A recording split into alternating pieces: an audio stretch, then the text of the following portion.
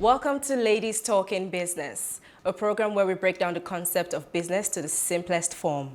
I'm your host, Moremi Akano. With me in the studio today is our guest, Temilola Adepetun. She is the founder and MD CEO of SKLD Integrated Services Limited, formerly School Kits Limited, a leading sourcing company for educational, lifestyle, and humanitarian aid supplies in Nigeria. She is passionate about learning and development and has been a facilitator on etiquette for business people on several platforms. Temilola is also an associate of Women in Management and Business WIMBIZ. She is involved with developmental work and a trustee on the board of Courage Education Foundation, an NGO dedicated to educating indigent children. Thank you very much for joining us on the show today, Temilola. Thank you, Moremi. So what impact has SKLD Integrated Services, well, formerly known as School Kits Limited, had on education in Nigeria since its inception? Okay, thank you. First of all, let me say it's a delight to be here. Thank you for joining us. Yes, we did start as School Kits shop, and it was a retail store back in the year 2000. Initially, we were set up to make it easy for working mothers to be able to kit their children for school, so that at least they could go to work and during their lunch break or at weekends, they could just go to a one-stop shop and get everything. Later on, we went into wholesale, and that is where we're able to make things easier for the school administrators and the school owners, being able to source their uniforms for them in a way that they won't have to, because that's actually another line of business, another line of work. So we took that stress off them and we're able to service them. Now, in terms of impact on education, apart from, maybe working and collaborating with the schools and making uniform sourcing easier for them, the other aspect is after we started our Casio distributorship, we have in partnership with Casio in Japan, but they're the Casio that makes calculators. Casio that makes calculators. Okay. We are the sole Nigerian distributor for Casio calculators in Nigeria, through their Middle East office in Dubai. So with the partnership, we have undertaken to train maths teachers, all over states, maths teachers in Lagos State. And we have actually just sponsored a lab at the Education Resource Center at the Lagos State Ministry of Education in Ikeja to be able to train teachers there regularly. And we, in collaboration with Casio, have actually employed a trainer who goes around. And the goal is for us to be able to train at least 3,000 maths teachers over the next 3 years. Is it for free or at a... It's for free. Oh, wow. It's part of our CSR. Oh, wow. It's part of our give back. So that is the impact we've had. Apart from that, I'm a trustee of Courage Education Foundation, and we also donate to so many other education scholarships and things like that. We donate to scholarship funds, in different schools when we are called upon. Well done. So when you started earlier, what was the reception like, especially with maybe the schools? Because people would think, we can just go to the market down there and buy it now. These people that want to do it for us at a particular amount now, they are taking the market from us. Did you get that kind of reception from people? No, not really, because as you know, every market segment is differentiated. So we cater to, I would say, a certain type of clients. And most of them working mothers cater to mostly private schools at the beginning. Now we've diversified quite a bit. We don't service public schools quite yet, but at least the bigger private schools. So the reaction at the beginning was, wow, this is a one-stop shop. I don't have to go all over Lagos to get everything. I need to just come to this place and get it there. I actually got hugs from people that I didn't know. They just come and hug, Madam, are you the owner of this shop? Wow. Oh, wow. Thank you so much for making life easier for us. And, Lagos is a potpourri, it's a mixed pot of different kinds of people. And it depends really on your affordability and what you would like to pay for your convenience. So those who were ready and able to pay for the convenience of coming to us, they shop with us. Those who wanted to go to the markets, they went to the markets. We didn't get any flack from anybody in the markets as such. And some other people. There are some things like shoes, proper school shoes, that you may not be able to get easily in the market, but we had them. And there are some other specialized things like school ties, badges, and all that. So we made sure over time we grew to be able to accommodate all those things, to be able to supply all those things, so that you had no choice but to come to us. But that's not to say we have 100% of the market. People, like I said, there's a differentiation, and people will go to the market. Some people will come to us. Some people will still shop abroad, and they will still feel, oh, it's not quite Marks and Spencer, it's not quite this, it's not quite French toast, and but over time they've all started coming to us. So were your products mostly foreign products, or was it a mixture of both local and foreign products? It was a mixture of both. When we first started, they were mostly foreign products because I was importing quite a lot of it. And then by 2009, we started our own brand. And then we started producing our brand, part of it here and part of it abroad, so that we can get advantage of the economies of scale. Okay. So talking about scaled right now, what is that need you can say it's meeting at the moment? And how have you been able to deal with competition in your field? Well, it's meeting several needs because now we've grown. We turned 20 in September last year, to the glory of God. And so now we've grown. We have different business channels. We have the retail channel, which meets the needs of the parents, parents and some schools, because some schools don't want to be bothered with the burden of supplying uniforms by themselves, so that they would have a school store. They rather ask us to stock it and then send their parents to us. Okay. So we have that line. We have some others who would just say, okay, supply to us, and then we will sell it in our school shop. But we do all the sourcing for them, and they sell in their school shop. So we have, that segment. Then we have the wholesale segment, where a lot of schools, we supply to them in their schools. Then we have, of course, the distributorship. We're actually distributors of Casio, and we're also distributors of Qualatex. Qualatex now is a balloon company. You'll be wondering what balloons has to do with school business. That's why we changed our name, because we had to diversify. You can't, over time, when you realize the market you are playing in, there are ancillary services that develop, and then you can fit into, and you notice some gaps. So we noticed that there were some gaps in distributorships of well-known brands, and some international brands were coming to Nigeria looking for partnerships. And that is how Casio actually found us. They were looking for a partner, a solid partner with corporate governance, and then they found us. For Qualatex, which is actually Pioneer Balloons, it's a US company, they were also looking for a credible company in Nigeria to distribute balloons. So they found us, and then we got into talks, and then we are their distributor in Nigeria as well. So that is our distribution part of the business. So we have a separate arm now that is distributorship. I asked two questions in one. The other was about how you deal with competition. But before that, from what you've said so far, people approached you to, like Casio, they wanted to come into Nigeria, they were looking for a good partner to do, to work with, and they found you. Then we're talking about humanitarian aid, and you're like, oh, an NGO reached out to you, that could you do this, do that. So in all of that, it was like you were just there, and people could find you. So what would you say is responsible for that even foreign partners can trust you? What did you do? How did you make your business that way? Okay, well, in the first place, my background is economics and insurance, and I worked in the oil and gas sector for 14 years before I set up. I actually started this business at the age of 40. And so I was used to doing things the professional way. So that's how we started the company. And then later on, we restructured. And when we restructured, we then had a COO, we then had other managers that came on board. And then we inaugurated our board of directors. So now, if anybody looks at us, even though I'm the founder, they will not say this is a one-man company. They will be assured of the corporate governance, because we've inaugurated our board in 2015. And we have quite a strong board.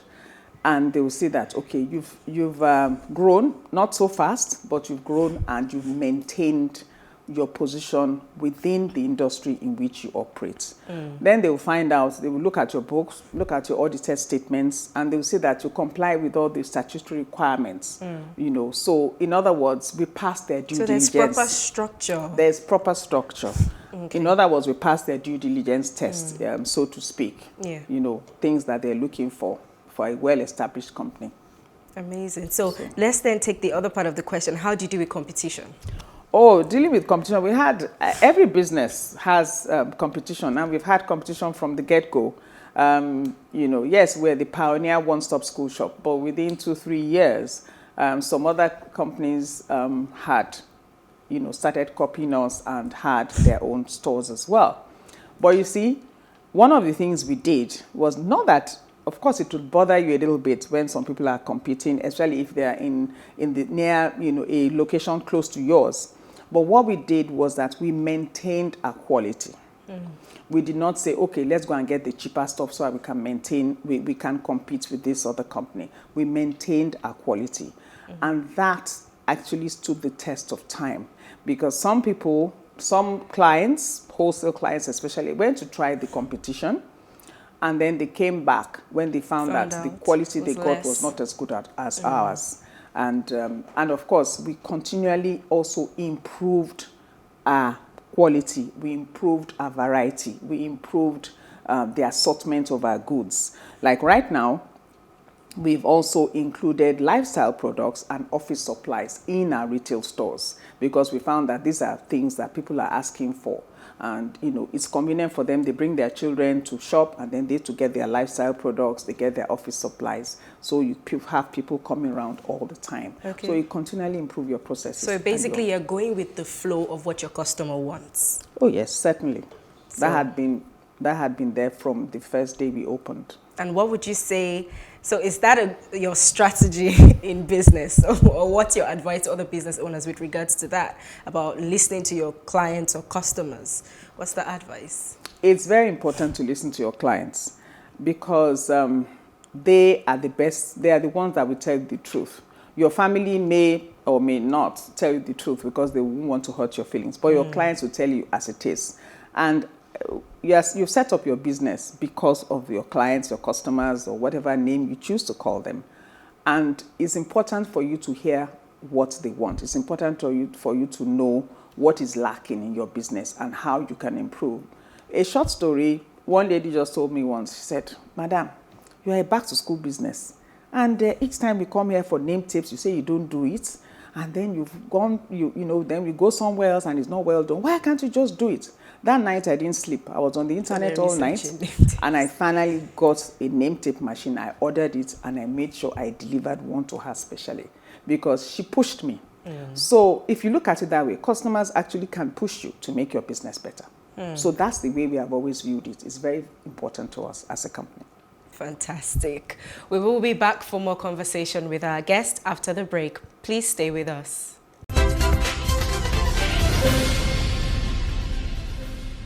This is still Ladies Talking Business with our guest, Temilola Adepetun, founder and MD of SKLD Integrated Services Limited. So, we can't talk about businesses without talking about what just plagued us as a whole. So how did you manage the effect of the pandemic on SKLD? Well, it was a very tough one. So at first, it caught everybody unawares.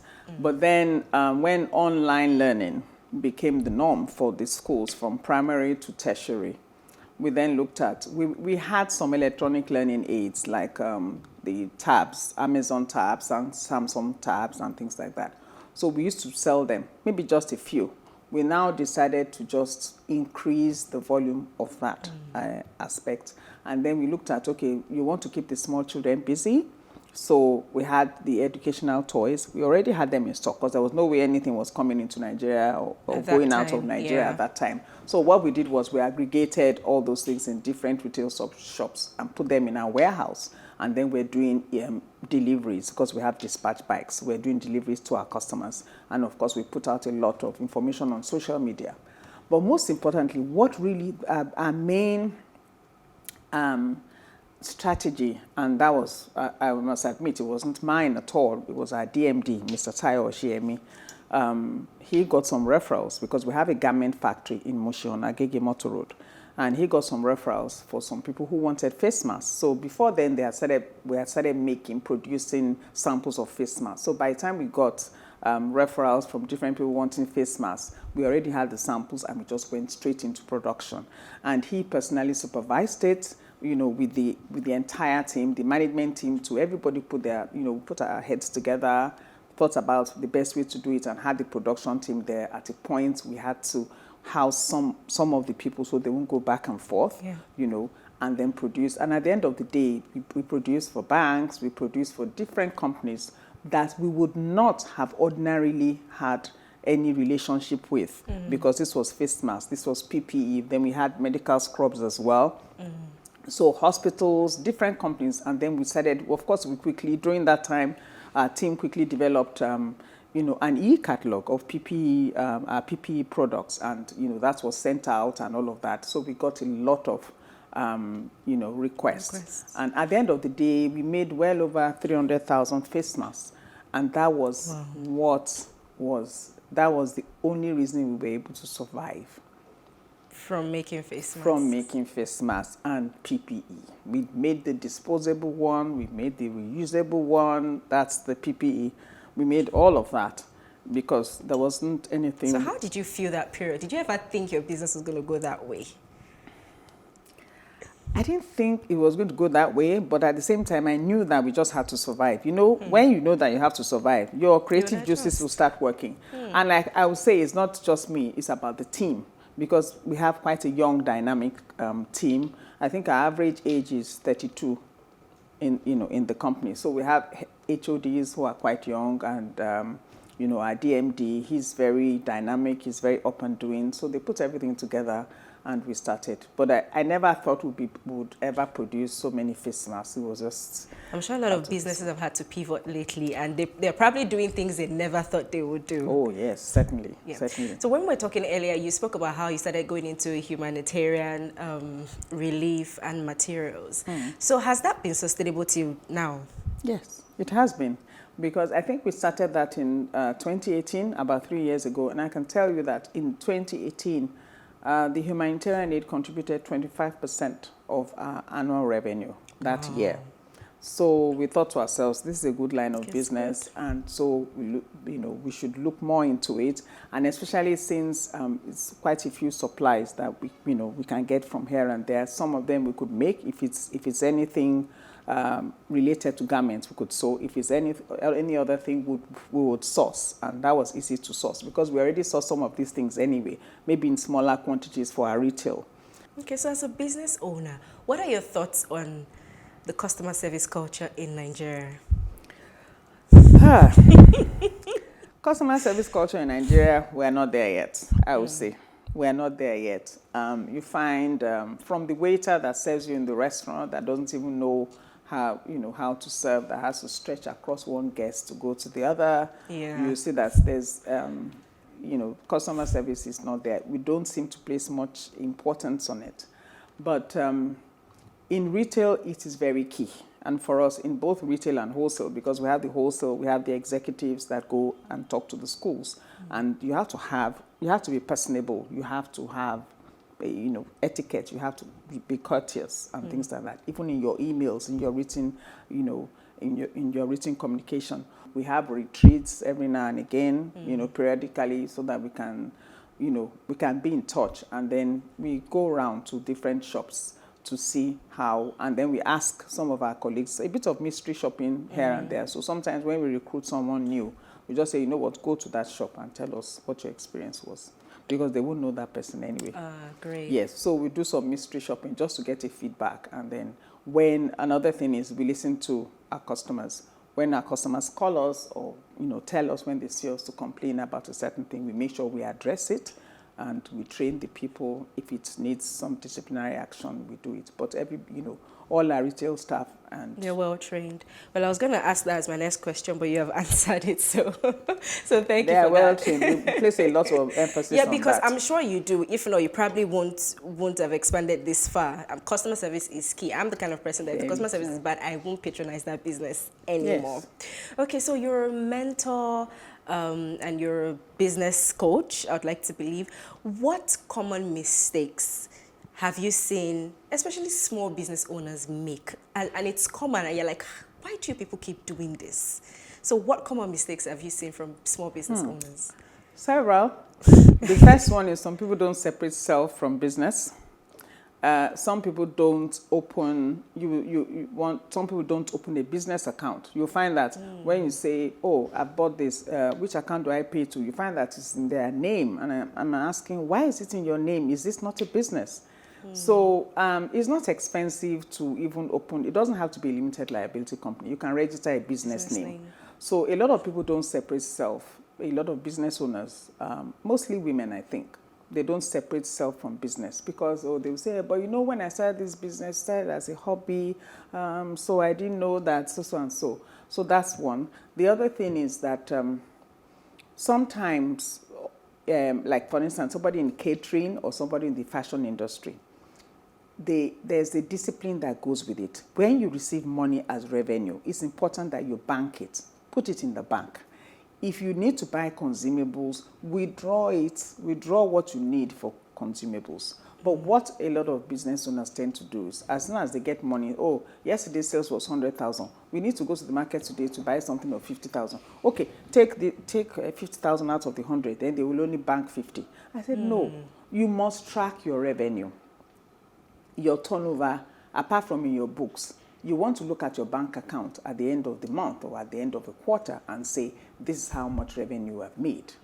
So it's important. That discipline is important to make sure that you pay everything and before you. Then one of the other ones I notice is that a lot of people don't want to pay for good stuff. You want something good, you don't want to pay for good stuff. Then they say, but the person has school cert. I said school cert in this day and age, there are graduates who can do this job and they will do it better. And they will think on the same wavelength as you will. You're giving instructions to somebody who does not have the exposure or whose horizon is not as broad as yours, it doesn't cut it. They will not be able to understand or translate. In addition to that, sometimes when they even do employ the graduates, then they don't bother to train. I said you must train, you must coach, you must mentor. If you don't do that, they are not going to be able to perform. In terms of accounting, managing their inventory, a lot of people, they just believe that accounting software, inventory management software is very expensive. I can't afford it. No.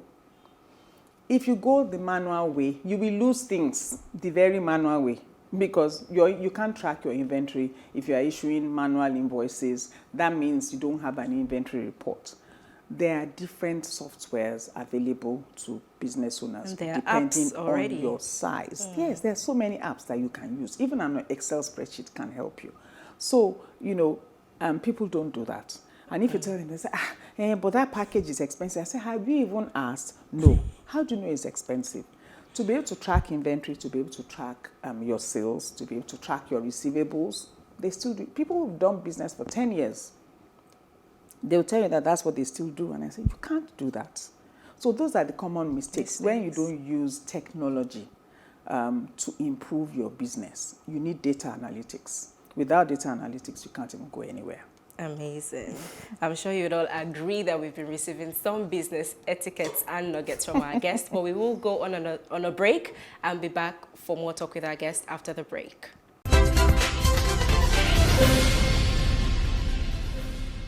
Thanks for staying with us. This is still Ladies Talking Business with the MD of SKLD Integrated Services Limited, Temilola Adepetun. Okay, so would you love to see more women in business, or do you think that figure is fine? No, it's not fine. I believe that. I believe that women can do more. We can do more, as is often said. most women have an eye for detail. Most women can multitask.